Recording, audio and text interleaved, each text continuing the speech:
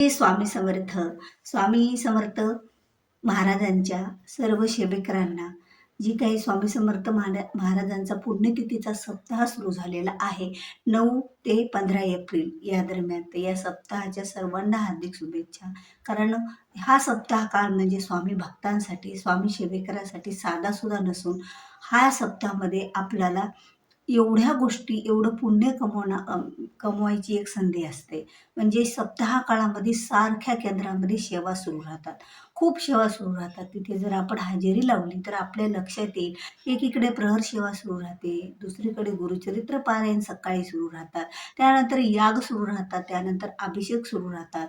म्हणजे दिवसभर कुठल्या नाही तर कुठल्या सेवा सुरू राहतात. जसं की दुर्गा सप्तशती पाठवाचन, त्याचबरोबर दररोजच्या यागामध्ये पहिल्या दिवशीचा म्हणजे उद्याचा जो गणेश याग आहे, तर या गणेश यागाला सुद्धा आपण आपल्या घरून काही मोदक बनवून न्यावे. म्हणजे आपण जे काही याग असतो, याग म्हणजे होम हवन, तर त्या हवनामध्ये आपल्या घरचे नेलेले मोदक सुद्धा टाकले जातात आणि हवनाद्वारे, अग्नीद्वारे त्या देवांपर्यंत हा नैवेद्य सुद्धा पोहोचत असतो. आणि दुसरी गोष्ट म्हणजे दुर्वा आणि त्याचबरोबर रुईचे फुले आणि रुईच्या काड्या सुद्धा नेल्या जातात केंद्रामध्ये आणि साळीच्या लाह्या आणि हरिद्रव्य एवढं काही केंद्रात जाऊन यागाला जायचं असतं. याग हा केंद्रामध्ये 10:30च्या आरतीनंतर सुरू होतो. आता ह्या सर्व गोष्टी केंद्रातल्या आहेत.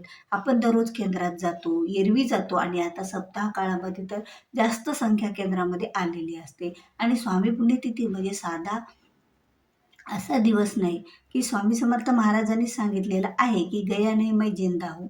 म्हणजे मी गेलेलो नाही, मी आहे इथं.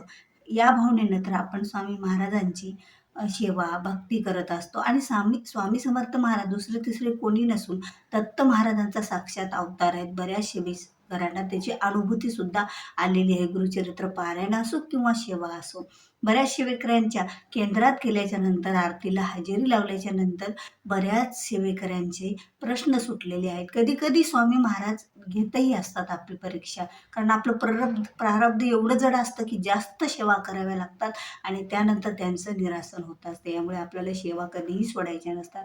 केंद्रात जायचं, स्वामींच्या सेवा करायच्या, स्वामींच्या चरणी रुजू व्हायचं. तिथं जे काही आपल्याला आवडत असेल ते केंद्रात गेल्यानं काम करायचं. झाडण्याची सेवा करायची, चट्या अंथरण्याची, चट्या उचलण्याची सेवा करायची. एवढंच नव्हे, केंद्रामध्ये आरतीचं ताट वगैरे असेल तर ते सुद्धा स्वच्छ करण्याचं काम आपण केलं तरी तिथे आपल्याला कोणीही काही म्हणत नसतं. कारण ह्या सेवा स्वामीला जास्त आवडतात. हातात माळ घेऊन जप केल्यापेक्षा, विणा घेतल्यापेक्षा, अशा सगळ्या गोष्टीपेक्षा. पण आता प्रहर काळ सुरू आहे, तर प्रहरामध्ये आपल्या 5 मिनिटात जरी आपण तिथे वेळ दिला तरी स्वामी समर्थ महाराज हे आपल्याला 7 दिवसाचं प्रहर सेवेचं पुण्यपदरात पडत असतं. मग तिथला 1 मिनिटं, 5 मिनिटं आपल्यासाठी खूप खूप महत्त्वाचा असतो. याचबरोबर आता केंद्रात गेल्याबरोबर आपण ज्या वेळेला आपले पाय धुतो, पाय धुतल्याच्या नंतर केंद्रात प्रवेश करतो आणि केंद्रात प्रवेश केल्याच्या नंतर डायरेक्ट कोणीही आपण केंद्राच्या मध्ये जात नसतो. आणि कुठे थांबत असतो मग? अगोदर औदुंबराच्या झाडाजवळ थांबतो. औदुंबर झाडाला प्रदक्षिणा घालतो. कारण असं म्हणतात की औदुंबराजवळ श्रीपाद श्री वल्लभ, नरसिंह सरस्वती महाराज, त्याचबरोबर स्वामी समर्थ महाराज आणि आपलेच हे परम सद्गुरू, गुरु, सर्वांचेच गुरु, ज्यांना 24 गुरु होते असे आपल्या सर्वांचेच गुरु म्हणजे दत्त महाराज. आणि दत्त महाराज या औदुंबराच्या झाडाखाली त्यांचा वास राहतो. तर या औदुंबराच्या झाडाला प्रदक्षिणा कशा घालाव्या? औदुंबराच्या झाडाला प्रदक्षिणा घालताना कोणता मंत्र म्हणावा, किती प्रदक्षिणा घालावा, ह्याही गोष्टी तेवढ्याच महत्त्वाच्या आहेत. कधीही औदुंबराच्या झाडाजवळ जर तुम्ही गेलात, तिथे अगोदर मुजरा करावा. मुजरा केल्याच्या नंतर तिथून आपल्याला स्वामींची जो काही फोटो दिसतो त्या फोटोला पाहावं. त्यानंतर प्रदक्षिणाला सुरुवात करावी. एक प्रदक्षिणा झाली की थांबावं, परत दुसरी प्रदक्षिणा सुरू करावी. एकसारख्या राऊंड मारून जर आपण प्रदक्षिणा करत राहिलो तर आपण कितीही प्रदक्षिणा घातल्या तरीही त्याचं एकच प्रदक्षिणाचं पुण्य आपल्याला प्राप्त होत असतं. म्हणून एक प्रदक्षिणा झाली की हात जोडावं, थांबावं औदुंबराच्या झाडाजवळ, परत प्रदक्षिणा घालावी. आता अशा प्रदक्षिणा आपण किती घालाव्या? तर प्रदक्षिणा ह्या 3 पासून सुरुवात असते. 3 घालाव्या, 5 घालाव्या किंवा 11 घालाव्या किंवा 21 घालाव्या किंवा 108 घालाव्या. एवढ्यापैकी जेवढ्या संख्येत आपल्याला प्रदक्षिणा घालणं जमतील तेवढ्या संख्येत घालाव्या. पण प्रदक्षिणा घालताना कुणाशीही बोलू नये. कुणाशीही कुठली चर्चा करू नये. प्रदक्षिणे हा जास्त जोरात पळत पळत फास्टमध्ये घालू नये. मंद गतीनं चलत चलत प्रदक्षिणा घालाव्या.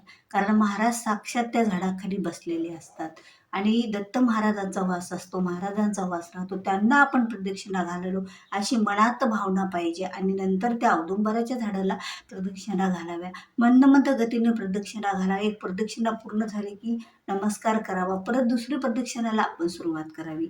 अशा 5, 3, 11, 21, 51 किंवा 61 अशा या संख्येमध्ये प्रदक्षिणा घालायच्या असतात.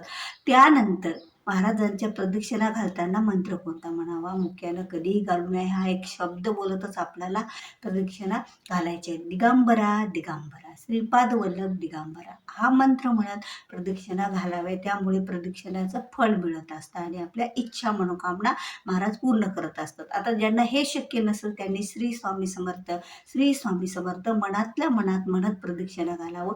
यामुळे सुद्धा आपल्या इच्छा, आकांक्षा, मनोकामना महाराज पूर्ण करतात. त्यांच्या चरणी आपण घातलेल्या प्रदक्षिणा ह्या पोहोचत असतात. कारण महाराज ज्यांचा वास तिथेच असतो असं असं गुरुचरित्र पारायणामध्ये औदुंबराच्या झाडाजवळ माझा नेहमी वास राहील असं दत्त महाराजांनी सांगितलं, नरसिंह सरस्वती महाराजांनी सांगितलं, श्रीपाद श्री वल्लभांनी सांगितलं. त्यामुळेच तर आपल्याला त्या ठिकाणी प्रदक्षिणा घालताना हा मंत्र म्हणायचा आहे. हा मंत्र म्हणूनच प्रदक्षिणा घालायची आणि त्यानंतर केंद्राच्या मुख्य केंद्राच्या दरबारात प्रवेश करायचा, तिथे मुजरा करायचा, नंतर तिथला प्रसाद घ्यायचा, अगरबत्तीचं जे काही आपला अंगारा असतो तो लावून घ्यायचा, बसायचा शांत, एखादी माळ का होईना स्वामींची जप करायचा आणि नंतर बाहेर पडायचं.